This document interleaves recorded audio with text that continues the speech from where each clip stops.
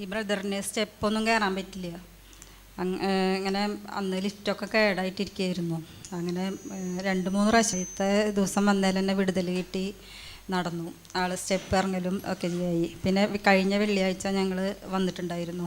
അപ്പോൾ ബസ് കയറ്റി വിടുക ചെയ്ത് ഞങ്ങൾ വീട്ടിലെത്തിക്കാറുണ്ട്. ഞങ്ങൾക്കന്ന് വർക്ക് ഉണ്ടായിരുന്നു. അപ്പോൾ ഞങ്ങൾ വർക്കിന് പോകുമ്പോൾ ബ്രദറിനെ ബസ് കയറ്റി ഞങ്ങൾ വിട്ടു. ഒറ്റയ്ക്ക് പോയി. തൃശ്ശൂരിൽ നിന്ന് ബസ് കയറിയിട്ട് ഒറ്റയ്ക്ക് പുറത്തേക്ക് ഇറങ്ങാറില്ല. ആദ്യമായിട്ടാണ് ഇറങ്ങുന്നത്. ഇറങ്ങി എന്നിട്ട് ഞങ്ങൾ എത്ര നാളായിരുന്നു സിസ്റ്റർ? എന്തോ സംഭവിച്ചതാ, അതാണ് പറയേണ്ടത്. ആ ബ്രദർ തന്നെ പറഞ്ഞാൽ നല്ലതായിരിക്കും. കൂടെ കൊണ്ടുവന്ന എന്താ സംഭവിച്ചത് എന്താണെന്ന് എനിക്കറിയില്ല. അങ്ങനെ കാലക്രമേണ അങ്ങനെ പെട്ടെന്ന് വീഴാറുള്ളതായി. പിന്നെ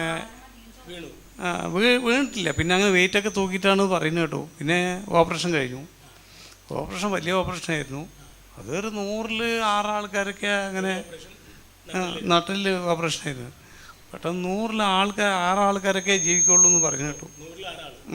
അപ്പോൾ അത്ര വലിയ ഓപ്പറേഷനായിരുന്നു. മൂത്രം തനിയെ പോവില്ല. ഇരുന്നാലും നനഞ്ഞു പോവും, നിന്നാലും നനഞ്ഞു പോവും. പിന്നെ ഇവിടെ വന്നു. ഞാൻ പറഞ്ഞു പ്രാർത്ഥനയ്ക്ക് വന്നു കഴിഞ്ഞാൽ അതൊക്കെ മാറും എന്ന് പറഞ്ഞു.